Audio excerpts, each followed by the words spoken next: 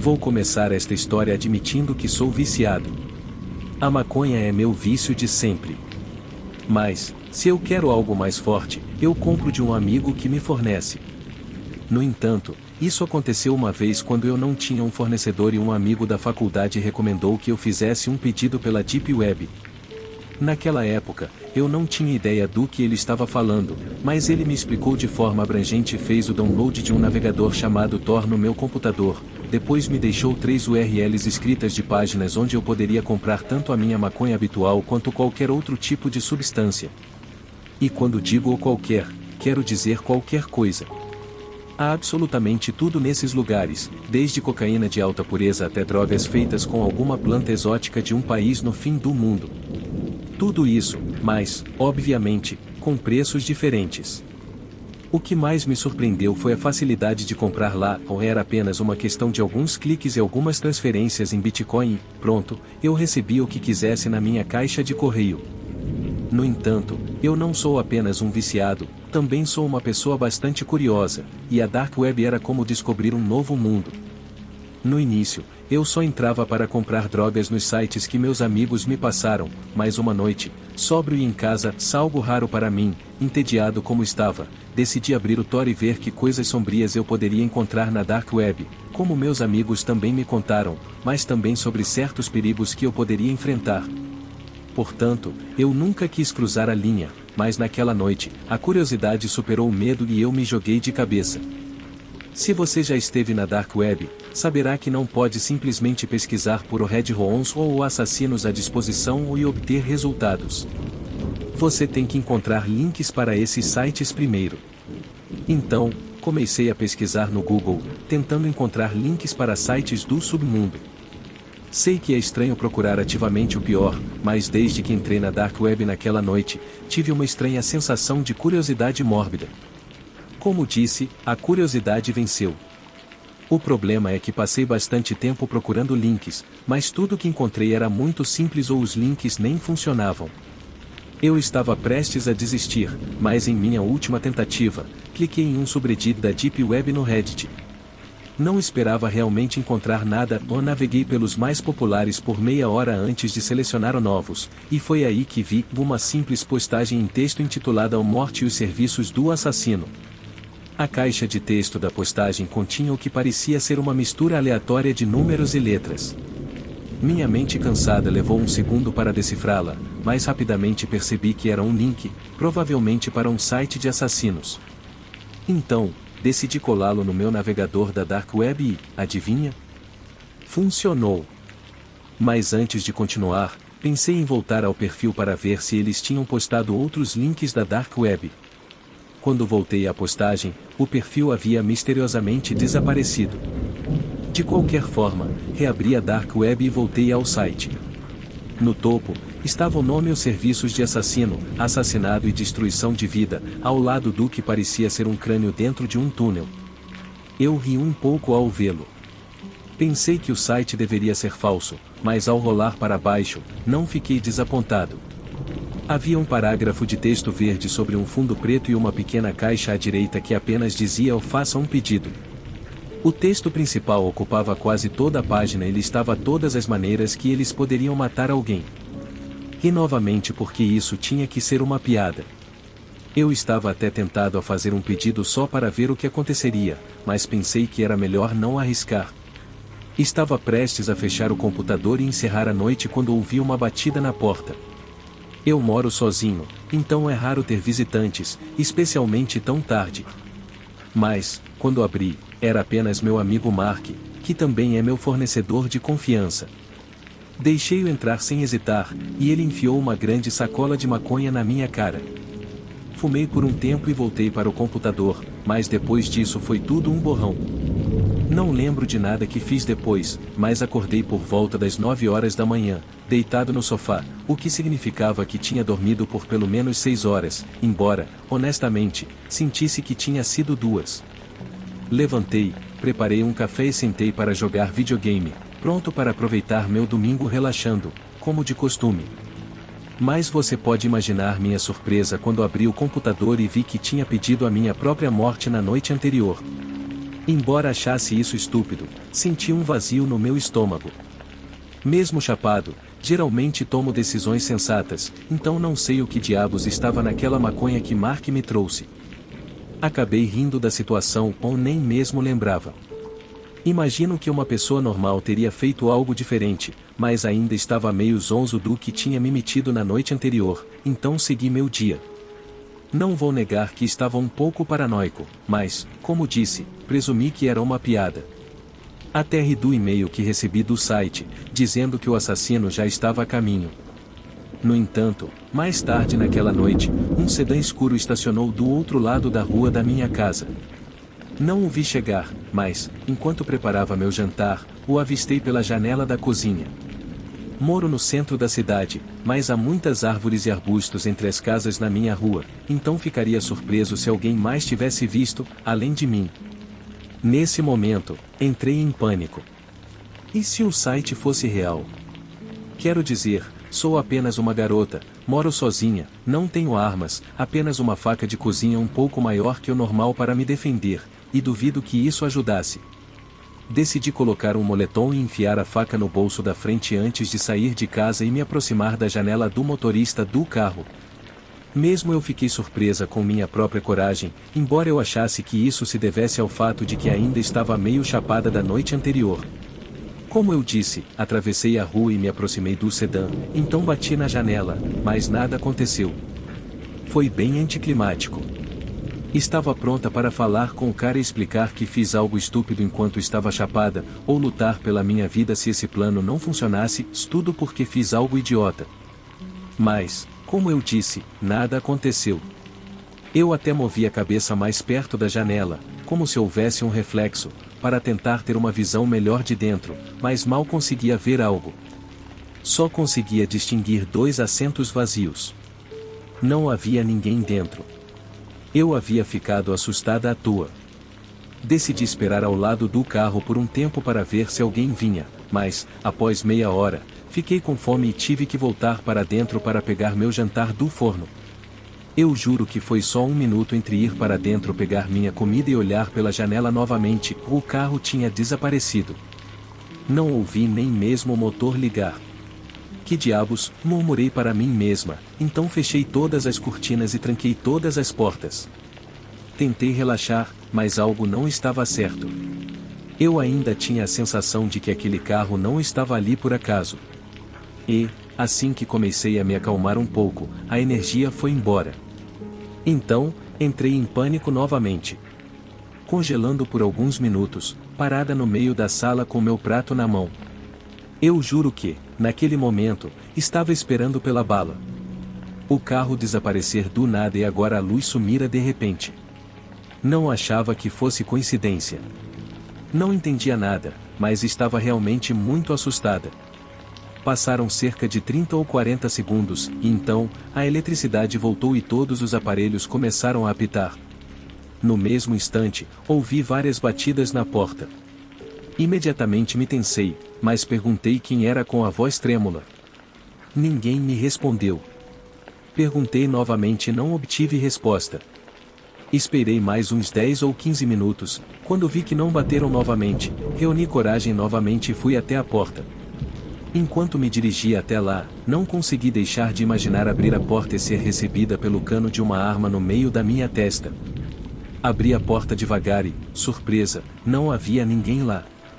Mas, quando estava prestes a fechar a porta e voltar para casa, olhei para baixo e vi que havia um envelope. Era um envelope preto sem endereço de retorno. Peguei-o do chão e o trouxe para dentro. Hesitei um pouco antes de abri-lo, mas finalmente o fiz, e então minha mandíbula caiu ao chão. Dentro do envelope havia várias fotografias de mim tiradas do meu computador, mostrando-me com os olhos bastante vermelhos e com um ar meio perdido. No canto estava a data e a hora, eram do mesmo dia, às 3 horas da manhã. Provavelmente eram do momento em que pedi a minha própria morte através dessa página. E atrás da última foto havia uma nota escrita à mão que dizia: "O esperamos que você esteja pronta para isso." Meu coração disparou. Havia algo terrivelmente errado. Senti o impulso de sair correndo, mas sabia que não era seguro. Então, Fiz o que qualquer pessoa faria, e entrei em pânico e me joguei no sofá, ofegante. Após cerca de 15 minutos, fui capaz de me acalmar um pouco e pensei que talvez não estivesse em perigo. Olhei para o envelope novamente, mas não consegui entender o que estava acontecendo. Seria algum tipo de brincadeira? O que quer que fosse, não era engraçado, mas não conseguia imaginar que alguém gastaria dinheiro para me assediar por uma piada. Minha mente girou em círculos por um tempo. Mas então, quando pensei que era apenas uma simples foto, ouvi outro barulho. Era um arranhar, bem suave, mas claro. Não era o som da minha mente, era real. Levantei a cabeça e procurei de onde vinha. A fonte do som parecia ser a janela, então me aproximei, mas não vi nada do lado de fora. No entanto, não consegui deixar de notar que a noite estava mais escura do que antes e o vento parecia ficar mais forte. Então, decidi ficar em silêncio e ver se o barulho voltava. E não demorou muito. Ouvi-o novamente, dessa vez bem mais alto. Mas não parecia vir de fora, e estava vindo de dentro da casa. Olhei ao redor e me lembrei da faca no bolso do moletom. Comecei a me sentir um pouco mais segura. O arranhar ficou mais forte e mais próximo. No começo, achei que poderia ser algo como um gato ou um esquilo preso na parede. Mas, à medida que o som se intensificou, minha mente começou a ir para lugares estranhos. O arranhar se transformou em um batido e então em um grito.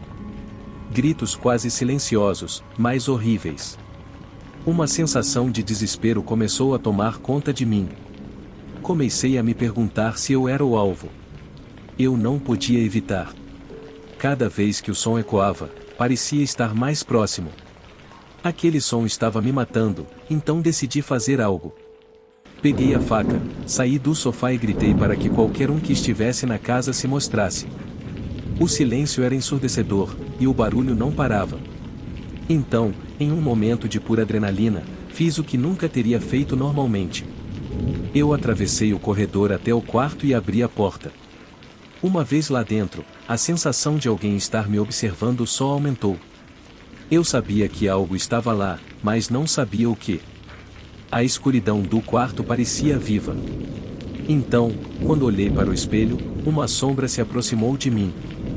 Não consegui ver os detalhes, mas era um homem com um capuz que envolvia seu rosto. Naquele momento, senti meu estômago revirar. Olhei rapidamente para trás e percebi que não havia mais ninguém no corredor. Então, me virei novamente e a sombra estava mais perto. Não consegui me mover. Então, como um truque de mágica, a sombra desapareceu, e tudo ao meu redor parecia normal. Desci rapidamente as escadas, mas, assim que fiz isso, a eletricidade foi embora novamente.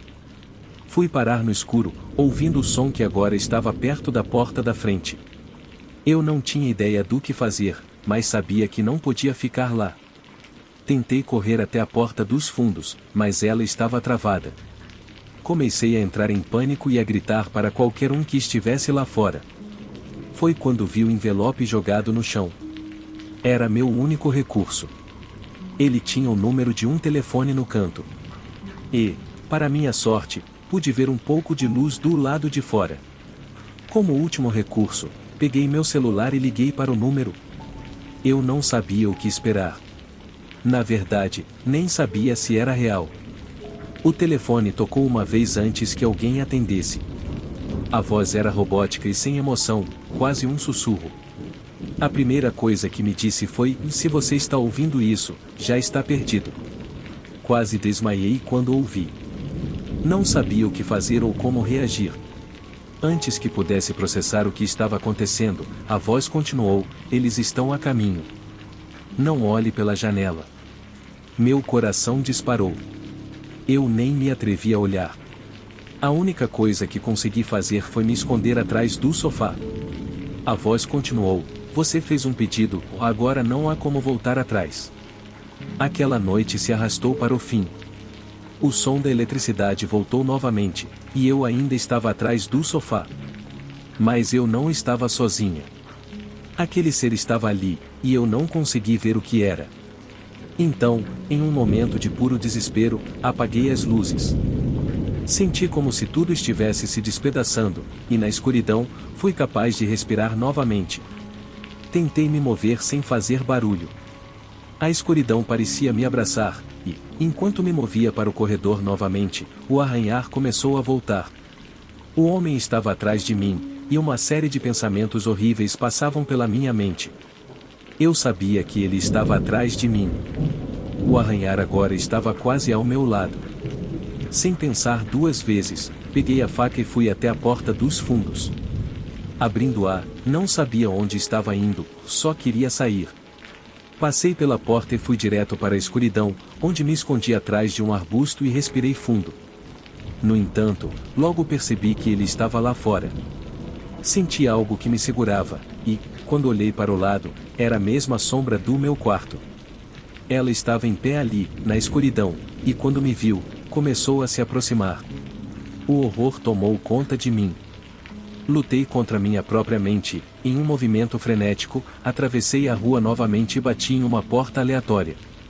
Meu coração estava disparado, e só esperava que alguém estivesse em casa. Bati com tanta força que sabia que poderia acordar as pessoas. E então, a porta se abriu. Uma mulher de cabelo desgrenhado olhou para mim com um olhar confuso. Eu mal consegui articular minhas palavras, mas gritei por ajuda. Era tudo o que eu conseguia fazer. Ela me puxou para dentro e trancou a porta atrás de mim. Enquanto a mulher chamava a polícia, vi algo passar pela janela da frente.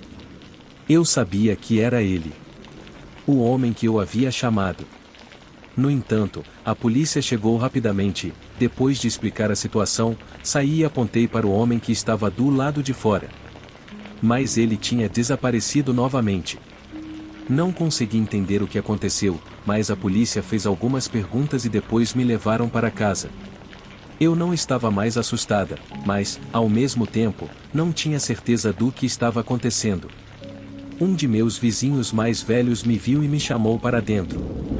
Aquelas horas de adrenalina e medo não foram nada em comparação ao que estava prestes a acontecer. O homem que estava atrás de mim desapareceu e eu estava apenas um pouco apavorada com tudo. Mas, assim que a polícia se foi, olhei pela janela e vi que o carro escuro estava estacionado novamente do outro lado da rua. E não era a mesma situação de antes. Desta vez, estava mais perto e parecia ter luzes acesas. Em choque, vi um homem se movendo para fora do carro e indo em direção à minha casa. Entrei em pânico novamente, mas a mulher já havia saído. Ela estava esperando por mim, então me coloquei ao lado dela. Era apenas um segundo ou dois, mas o homem estava ali, parado em frente à minha porta. A mulher me disse para ir para o fundo da casa. Ela parecia muito calma, enquanto eu estava em estado de choque. Ao me virar, ouvi o homem batendo na porta e chamando meu nome. Eu sabia que não era uma brincadeira. Ele sabia onde eu estava e tinha voltado para terminar o trabalho. Era um pesadelo, e então, como qualquer um faria, pedi à mulher que me deixasse sair e tentasse ligá-la novamente. Mas, assim que fiz isso, ouvi um grito ensurdecedor e o vidro se estilhaçar. O homem estava se esforçando para entrar. Eu sabia que não havia tempo a perder. Com lágrimas nos olhos, corri para a saída de trás. Mas não havia saída. O que quer que estivesse acontecendo na casa não era real. E não havia como escapar. Olhei ao redor e então voltei para o corredor novamente. Agora eu sabia que o homem estava lá. O pesadelo que tinha se tornado a noite anterior estava apenas começando. A mulher estava gritando e pedindo ajuda, mas o homem estava lá e, em um segundo, tudo ficou em silêncio. Não consegui ouvir nada, apenas o meu coração batendo enquanto tentava manter a calma. Estava à beira da ruptura. E, então, o homem apareceu na porta, segurando um cano de ferro. Ele olhou para mim e, naquele momento, soube que não havia escapatória. Ele sorriu e se aproximou, mas antes que pudesse fazer algo, meu telefone vibrou. Olhei para a tela e era uma mensagem do site: "O pedido foi cancelado."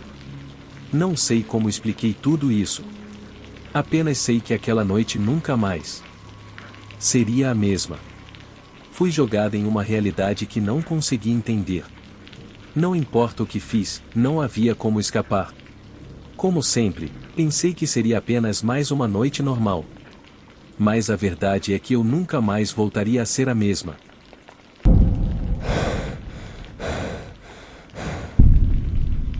Isso aconteceu quando eu tinha 14 anos. Preciso dizer que fui vítima de bullying durante praticamente toda a minha vida escolar. Sou o típico garoto pequeno, magro e de óculos, que é alvo de brincadeiras por causa da aparência e, para piorar, sou gay. Em resumo, sempre fui um imã para valentões. No entanto, chegou o dia em que simplesmente não aguentei mais ser o alvo de abusos de um grupo de desajustados só porque me consideravam o mais fraco. Movido pela raiva, decidi finalmente fazer algo, mas o que fiz, longe de melhorar minha vida, a destruiu completamente, e não só a minha. Eu estava saindo da escola, depois da nossa última aula do dia, educação física, quando de repente fui ao chão de cara e meu rosto ficou coberto de terra. Olhei para cima bem a tempo de ver uma bola de futebol voando diretamente em minha direção. Boom! Ela me acertou em cheio e eu caí para trás, olhando para as pequenas estrelas. Ai! Eu gritei, ajuda! Alguém! Mas ninguém me ajudou, todos estavam muito ocupados rindo de mim. Levantei-me sozinho, limpando o rosto com a camiseta enquanto olhava para o idiota que me acertou com a bola.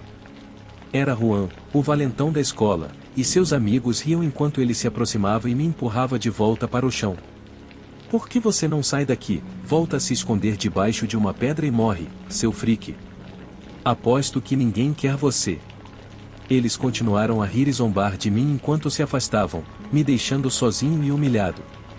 Enquanto limpava a lama, eu estava farto de os valentões brincando comigo e com meus sentimentos, como se eu não valesse nada.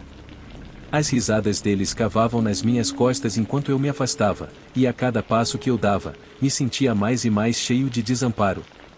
Cheguei em casa, tranquei-me no meu quarto e desabei na cama, chorando de pura raiva. Senti as lágrimas escorrendo pelo meu rosto até que o sono finalmente me dominou. Sentia-me preso em um ciclo interminável de humilhação, sem saída à vista. Quando acordei, não me sentia melhor. O problema é que isso era um sofrimento de um ano. Não consigo lembrar de um único ano em que fui à escola sem me sentir intimidado e julgado, sendo o alvo de agressões e humilhações por parte daqueles que eram maiores e mais fortes do que eu e que achavam que eram melhores. Aprendi a viver com isso ao longo do meu tempo na escola, mas não exatamente algo a que me acostumei. Você nunca se acostuma a isso. Era exaustivo e exasperante. Não consigo nem descrever como é essa sensação ou apenas alguém que passou por isso pode entender como o bullying destrói você moral e psicologicamente. E eu já estava naquele ponto em que você desaba e simplesmente diz, e chega. Naquela tarde, abri meu laptop e me perdi no vazio das redes sociais, procurando uma escapada, uma distração, qualquer coisa que me tirasse da minha realidade. Mas cada post, cada foto parecia zombar de mim ainda mais. Tantas pessoas parecendo legais e se gabando de suas vidas perfeitas, me lembrando de como eu me sentia sozinho e vulnerável. A raiva começou a ferver dentro de mim, um sentimento muito escuro e perigoso que eu nunca havia experimentado antes começou a se formar dentro de mim. Decidi fechar as redes sociais e fui ao Google, procurando respostas, buscando uma saída. Eu nem sabia o que estava procurando, a única coisa que estava clara para mim era que eu queria fazer algo para parar de me sentir tão miserável. Foi então que encontrei vários fóruns e blogs cheios de histórias de vingança, de pessoas que sofreram como eu e decidiram assumir o controle. As palavras olho por olho ecoaram na minha mente, alimentando meu desejo crescente de fazer meus agressores pagarem por toda a dor e humilhação desses anos. Foi quando vi um artigo explicando como acessar a Deep Web, aquele canto escuro e misterioso da internet onde se dizia que você poderia encontrar qualquer coisa. Naquele momento, minha curiosidade misturada com a desespero que eu sentia, e uma ideia começou a tomar forma na minha mente. Eu poderia encontrar a solução para os meus problemas lá? A Deep Web poderia me oferecer a vingança que tanto desejava? Eu queria descobrir, então cliquei no link. Isso me levou a uma página com muitos links estranhos, mas uma em particular chamou minha atenção, os matadores de aluguel. Fiquei um pouco surpreso, mas continuei lendo. A página dizia que eles poderiam eliminar qualquer um que te desse problemas, por um preço. Obviamente, as primeiras pessoas em quem pensei foram meus agressores e como eu me sentiria bem se eles desaparecessem. Além disso, um dos pacotes era grátis.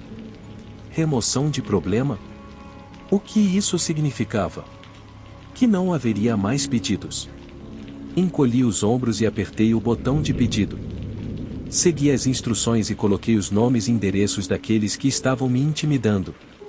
Adicionei todos que consegui pensar, até o professor Fernandes, que uma vez me deixou de castigo após a aula pelas minhas notas baixas e não me deu direito de defesa, visto que eu não conseguia me concentrar em nada por causa de todo o tormento que estava passando. No final, havia um espaço onde dizia para inserir o pagamento. Era $25.000 por tudo. Eu fiquei de olhos arregalados.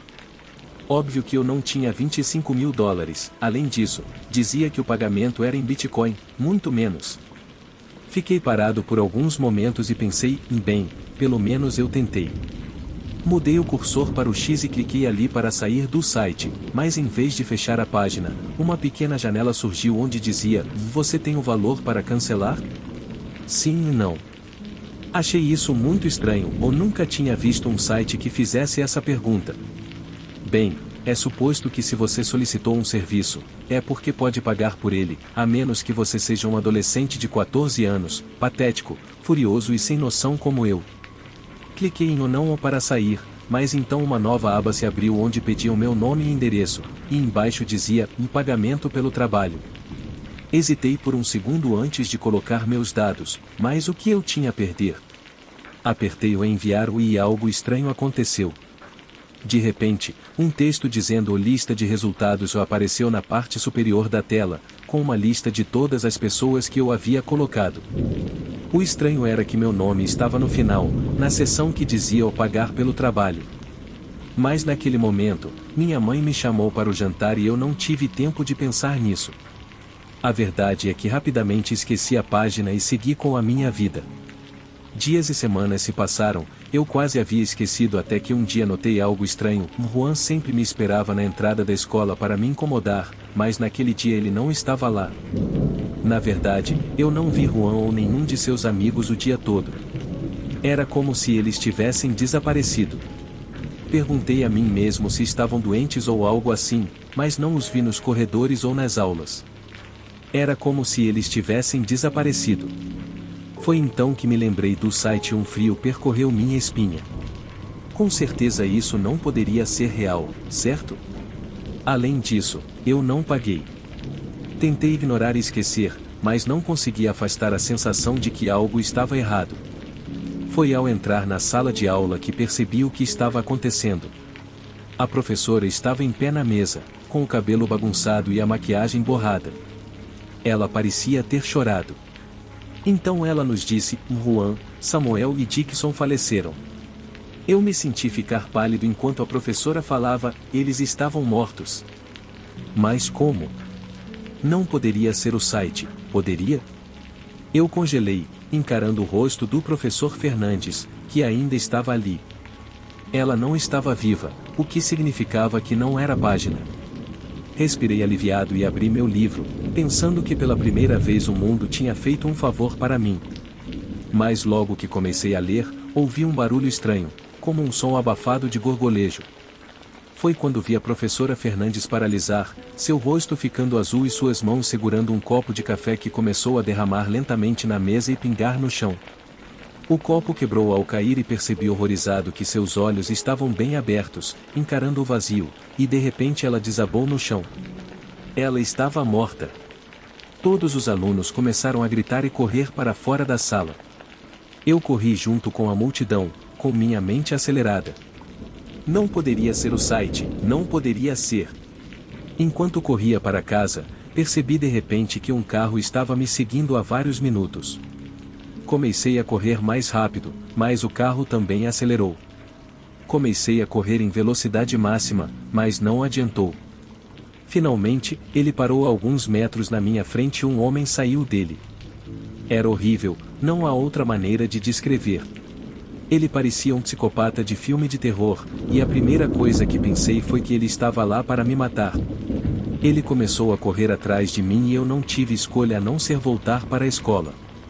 Com um empurrão, passei pela porta de entrada, fui para a sala dos professores, mas eles não estavam lá.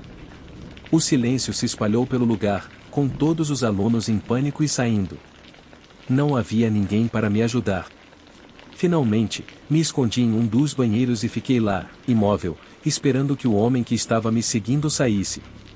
Depois de um tempo, a porta do banheiro se abriu e senti meu coração disparar. Naquela hora, pensei que meu fim havia chegado. Quando finalmente consegui sair, vi que as luzes da escola estavam apagadas e havia sirenes. O que estava acontecendo? Comecei a andar pelo corredor, as paredes pintadas com o que pareciam ser marcas de sangue. Onde estavam as pessoas? Quando cheguei à sala de aula, tudo estava em silêncio. Entrei e olhei em volta, mas ninguém estava lá. Então me lembrei de que todos já haviam ido embora. Mas o que estava acontecendo ali? Saí pela porta e voltei para casa. Ouvindo a conversa de pessoas à distância, um grupo estava reunido do lado de fora, e fui até eles. Todos pareciam estar em choque e desorientados, e quando me aproximei, ouvi um deles dizer: "Pelo menos não sou o único." E vi o olhar de horror em seu rosto. Ele apontou para uma imagem que mostrava Juan e seus amigos mortos em um acidente. Eu estava em choque. Fui para casa correndo e me tranquei no meu quarto. Como isso aconteceu? Como eu havia me envolvido nisso? Entrei no meu computador novamente, mas não consegui encontrar o site. Tentei de tudo, mas não havia como acessá-lo. O que quer que eu tenha feito havia desaparecido e, em uma hora, fui da raiva pura a um estado de desespero total. Não pude dormir aquela noite, pensando sobre o que havia acontecido, o que eu tinha feito e o que realmente estava acontecendo. Após uma semana sem ir à escola, resolvi enfrentar meus medos e encontrei meus amigos em uma esquina e eles estavam pálidos, olhando para baixo. "Por que você não está no Facebook?" perguntei. "Estava no grupo de memórias", disse um deles, mas não acreditei quando vi o que aconteceu. "Você viu?" Ouvi a conversa deles. Todos estavam conversando sobre o mesmo evento. Juan e seus amigos estavam mortos e todo mundo sabia. Uma coisa que não entendi, mas como isso pode acontecer? Eles não podem estar mortos, só os vi na escola a semana passada. Uma coisa que não fazia sentido era o que havia lido antes de ir. Em minha mente, o pânico foi se transformando em raiva novamente, e pensei que talvez eu pudesse fazer algo para corrigir isso. Depois de alguns dias de um estado mental errático, finalmente entrei em um estado de aceitação. Decidi que não iria mais me envolver. Embora eu tivesse pedido para que eles desaparecessem, me lembrei do que aprendi na escola sobre a lei do retorno. Eu não poderia deixar que eles se foram dessa forma, principalmente porque ainda não entendia completamente o que estava acontecendo. Como poderia ter certeza de que tinha feito a coisa certa? Estava lá, em um lugar completamente novo, e meu coração começou a ficar pesado. E então uma voz de dentro de mim me disse para ir até aquele lugar, ao mesmo lugar que me fez sentir da maneira que me sentia. Durante aquela tarde, decidi ir até a escola novamente, mas havia algo que me dizia que eu não deveria, e sim que deveria me sentir triste. Algo estava errado. Quando cheguei lá, não havia ninguém na escola. O silêncio do lugar estava de arrepiar, como se o próprio espaço estivesse vazio e solidão ecoasse por todos os lados. Decidi entrar, então, e encontrei a sala dos professores vazia, mas com tudo em desordem. Saí e procurei por todos os outros lugares, mas nada. Assim que olhei para os corredores, tudo começou a fazer sentido. Todos tinham desaparecido. Era uma escola em ruínas. Ao olhar mais de perto, vi que a janela estava quebrada e uma brisa fria encheu a sala. O frio se espalhou por todo o meu corpo e eu queria ir embora. O que havia acontecido ali? Decidi voltar e em vez disso fui direto para casa, pensando, eu não pedi para que eles desaparecessem para sempre. Não queria que eles morressem. O restante da semana foi passado em uma espiral de desespero. Eu não tinha ideia de como isso havia acontecido, e ainda por cima ninguém tinha explicação. As conversas estavam em todo lugar, e eu estava prestes a enlouquecer. Então um dia, quando fui à escola, eu me lembrei de que tinha perdido uma coisa de meu computador. Quando cheguei em casa, me lembrei que tinha deixado ligado e fui até o lugar onde havia me escondido, mas não consegui encontrar nada.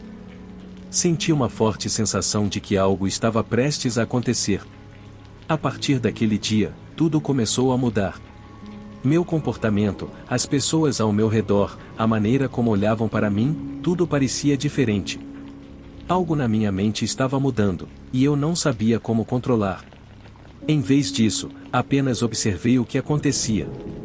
Nos dias que se seguiram, os sentimentos de culpa começaram a me consumir. Eu não deveria ter pedido para que eles desaparecessem, e isso era errado.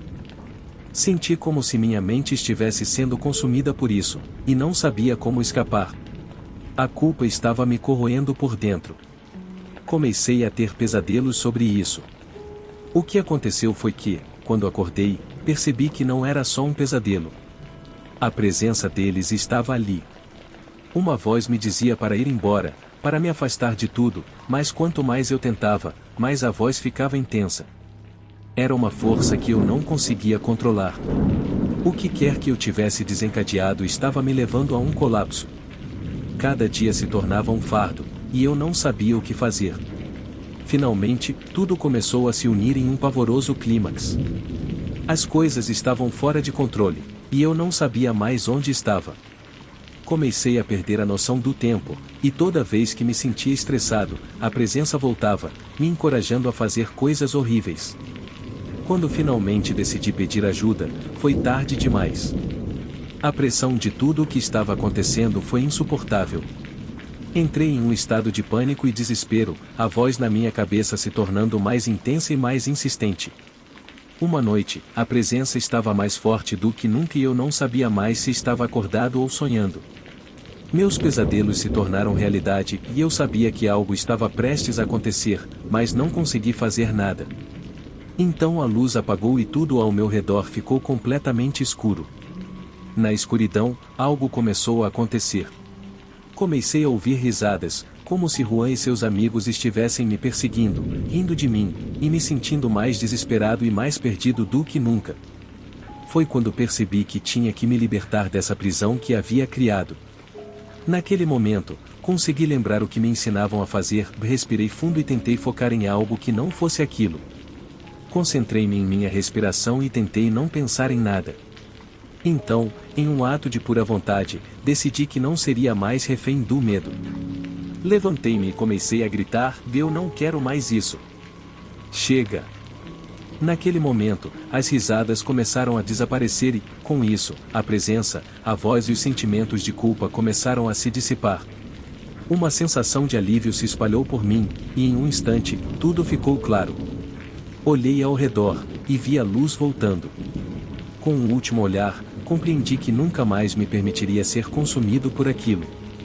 A decisão de me libertar me fez sentir mais forte.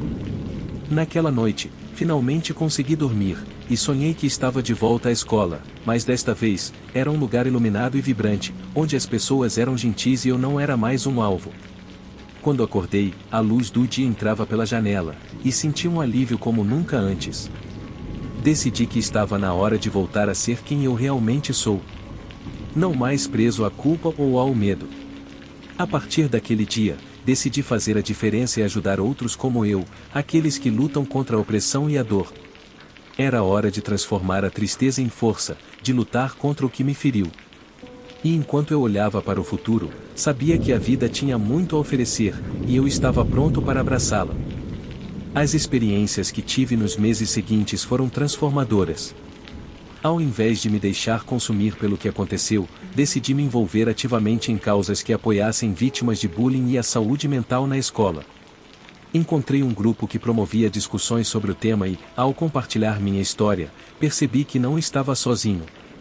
Outros jovens estavam passando por situações semelhantes e, juntos, começamos a criar um espaço seguro onde pudéssemos expressar nossos medos, nossas dores e, finalmente, encontrar apoio. Com o passar do tempo, percebi que ajudar os outros me ajudava a curar a mim mesmo. Comecei a me sentir mais confiante, mais forte e mais capaz de lidar com a vida. O riso voltou aos meus dias, e comecei a me abrir para novas amizades, novos interesses e novas possibilidades. Cada vez que uma nova pessoa se juntava ao grupo, sentia uma onda de esperança.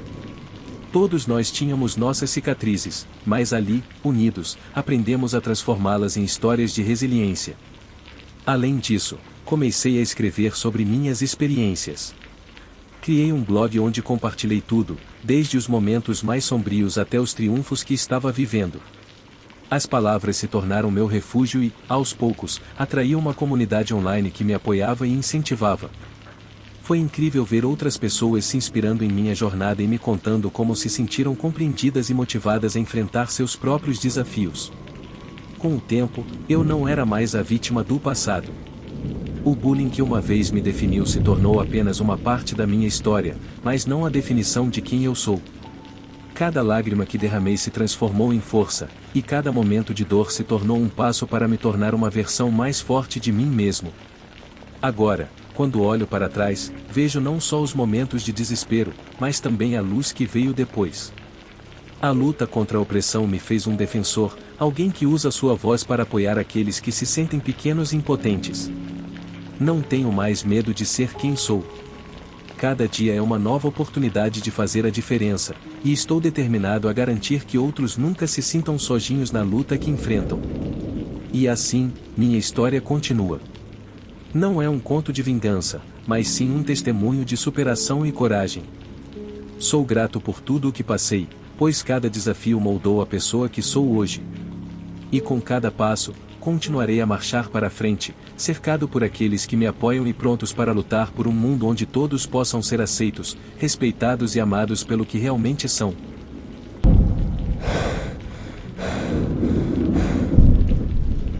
O ano era 1998, o ano em que a França conquistou sua primeira Copa do Mundo, o ano em que o Euro nasceu e o ano em que, aos 15 anos, tive a experiência mais perturbadora da minha vida.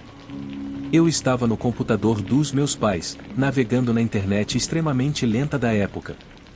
Estava pesquisando a ditadura de Franco para um trabalho escolar quando meu amigo Jake me enviou uma mensagem no IRC. Ei, um cara da escola me falou sobre algo super legal que você pode fazer no computador, se ele disse. O que é? Perguntei. Primeiro, abra o menu Iniciar. Segundo, vá em Executar. Terceiro, digite esta URL e me avise quando terminar. Ele me enviou a URL em questão, e eu fiz o que ele disse. Então, uma espécie de janela de comando se abriu, ou havia duas caixas para digitar texto e uma linha de comando normal. Avisei Jake quando terminei, e ele disse. Em uma caixa, digite seu nome, ou na outra, uma senha, e na última, a palavra ovário. Segui suas instruções à risca, e então uma caixa se abriu, pedindo para eu colocar um apelido, então coloquei o no name, ou sem nome, em inglês. Achei isso interessante. Depois, a janela se fechou, e, após um tempo, um arquivo se abriu com a mensagem: "O bem-vindo à sala de chat Oregon Art Chile", usuário no name entrou. Passei os meses seguintes conversando com meus amigos naquela sala de chat. Eu não fazia ideia de quem a havia criado ou como funcionava.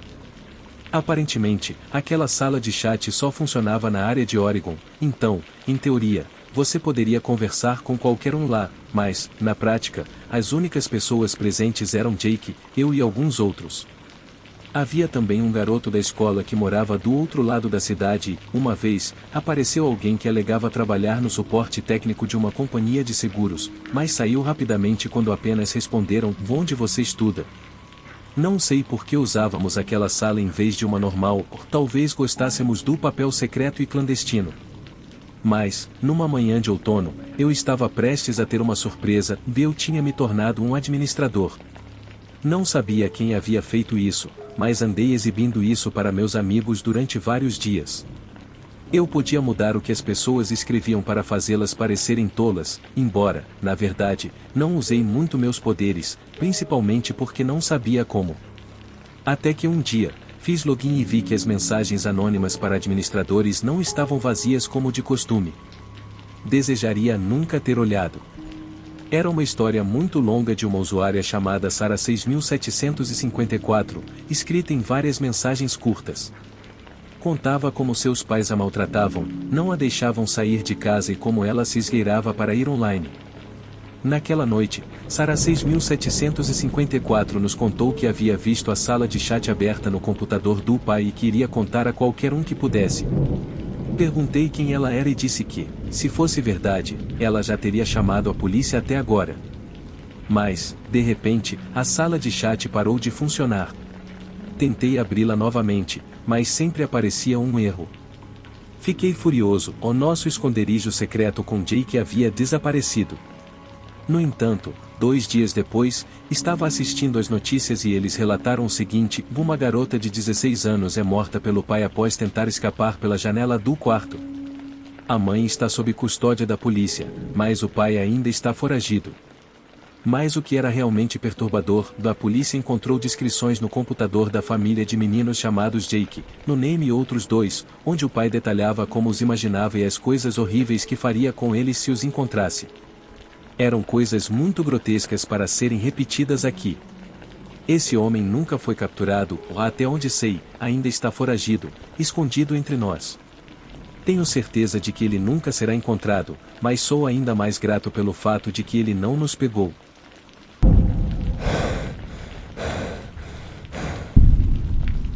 Isso aconteceu há muitos anos, quando a Silk Road 1 estava em sua melhor fase. Eu estava procurando uma substância específica, mas, na minha área, não conseguia encontrá-la a um preço razoável. Era frustrante, porque costumava ser fácil de conseguir, mas, por algum motivo, tudo havia secado e as pessoas estavam em busca de alternativas. Alguns amigos no submundo me contaram sobre o Tor e a Red Onion, e como acessar um lugar chamado Silk Road. Para quem não sabe, o Tor é como o Google Chrome da Dark Web, o programa que você precisa para acessar aqueles endereços estranhos que só existem lá. A Silk Road era um mercado na Dark Web onde você podia comprar e vender praticamente qualquer coisa usando Bitcoin, confiando em um sistema de reputação para garantir que você recebesse o que pagou. Olhando para trás, toda a experiência parece surreal, mas foi uma das coisas mais legais sobre a internet no início do milênio.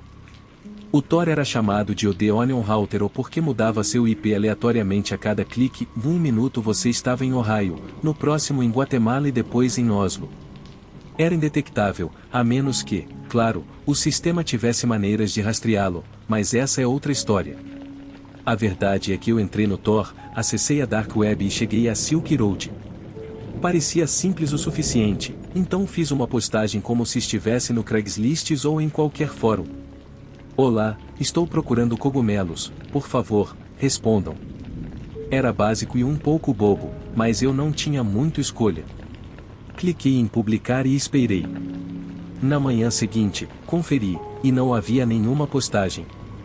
Disse a mim mesmo, no que diabos eu estava pensando? Mas alguns dias depois, alguém respondeu. Ele tinha o que eu procurava e pediu para que eu enviasse uma mensagem privada. Concordei e começamos a conversar sobre os detalhes. De repente, me vi concordando em enviar quase $1000 a um desconhecido. Era muito mais do que eu pretendia gastar, mas, por algum motivo, gostei desse cara. Os traficantes de drogas charmosos têm esse efeito, eu acho. Foi assim que soube que ele era legítimo. Eu só tinha $400 guardados para a compra, então os outros 600 teriam que sair do meu aluguel e contas do mês. Tive que converter tudo para Bitcoin e enviar para um endereço de carteira aleatório. Naquele momento, tudo parecia muito futurista e empolgante. Após o pagamento, o cara concordou em me enviar 1 onça de cogumelos por semana durante 5 semanas consecutivas. O atraso era por segurança e me permitiria vender mais ao longo do tempo. Tudo fazia sentido para mim, mas a entrega nunca chegou. 2 semanas se passaram e nada, e a conta do cara desapareceu da minha lista de contatos. Aquela simpatia que senti era de um golpista, e eu não consegui enxergar através da tela. Senti-me um completo idiota. Não havia nada que eu pudesse fazer. O verdadeiro problema era que eu estava planejando vender aquele primeiro envio para cobrir o aluguel que havia gastado. Eu não conseguiria pagar. Então, Chegou o primeiro dia do mês e eu estava atolado em dívidas. Fiz a única coisa que consegui pensar para me vingar, deixei uma avaliação negativa para aquele cara na Silk Road. Disse que ele havia me enganado, que provavelmente havia enganado muitas pessoas e que não deveriam dar dinheiro a ele. Não faça negócios com esse cara, ele vai roubar seu dinheiro com certeza, escrevi. Eu estava correndo a toda velocidade, mas não adiantou. Ele me derrubou pelas costas e eu caí no chão. A última coisa que me lembro dele foi seu sorriso com um dente amarelo e seu rosto marcado enquanto ele cobria minha boca com um pano que cheirava estranho. Tentei gritar, mas não havia nada que eu pudesse fazer. Naquele momento, ele me tinha. Quando acordei, vi seu rosto horrível e seus olhos me encarando intensamente enquanto ele sorria um sorriso muito sinistro. Eu estava em um porão, preso a uma mesa, cercado por dispositivos médicos. Queria gritar, mas não conseguia. Só podia assistir enquanto ele se aproximava de mim com uma agulha enorme e a entregava a outro homem vestido com uma roupa de hospital, antes de desmaiar novamente. Na próxima vez que acordei, estava no mesmo lugar onde fui atacado. Estava gemendo e confuso enquanto um monte de policiais corria em minha direção. O que diabos? Eu parecia estar bem ou algo assim. Por um momento, pensei que tudo tivesse sido um pesadelo, mas então os fatos confirmaram que não era, que tudo era muito real e que as coisas estavam muito piores do que eu poderia imaginar. Depois disso, tentei esquecer tudo e me concentrei em conseguir dinheiro para pagar as contas.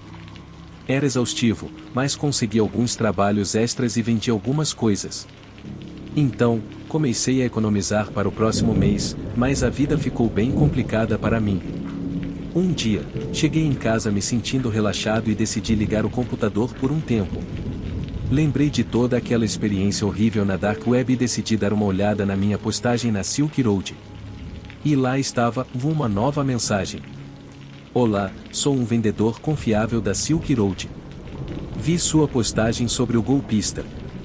Tive um encontro com ele há alguns dias. Ele também tentou me enganar, então estou retaliando. Usei uma de minhas contas alternativas para vender a ele várias onças de MDMA. Ele já pagou, e o que enviei foi 1 quilo de açúcar e um bilhete com uma carinha triste e seu nome completo. Há mais alguma coisa que você gostaria que esse usuário sofresse? Eu não tinha ideia de quem era essa pessoa, mas isso me fez pensar nas possibilidades. Era uma espécie de código de honra entre ladrões, e a verdade é que eu estava fascinado que o sistema da Silk Road era autocorrigível. Infelizmente, não consegui pensar em nenhuma maneira criativa de fazer o golpista sofrer, então não dei sugestões ao vendedor. Ele me disse que não havia problema, que o cara teria problemas suficientes nas próximas semanas. Ele então me pediu meu endereço de carteira Bitcoin e a quantia que eu havia sido enganado. Pensei muito sobre minha resposta. Parte de mim queria mentir para ver se conseguiria algo bom dessa experiência horrível, mas outra parte de mim sabia que essa pessoa poderia descobrir a verdade e, vamos lá, estávamos falando da Dark Web, essas pessoas poderiam descobrir qualquer coisa. E se eu mentisse, isso poderia me custar caro no final. Então, eu disse a verdade, mesmo que parecesse loucura na hora. Mas ele me deu sua aprovação e disse que voltaria em breve. Eu não conseguia acreditar, minha avaliação negativa estava prestes a me pagar de volta. Depois de tudo o que havia acontecido, não tinha certeza se nada daquilo era real, mas na manhã seguinte, todo o dinheiro estava de volta na minha carteira. Eu gostaria de poder explicar a sensação que tive, como se minha alma tivesse deixado meu corpo em algum momento e agora estivesse retornando. Eu acreditei na humanidade novamente e certamente ganhei um profundo respeito pela comunidade da Dark Web.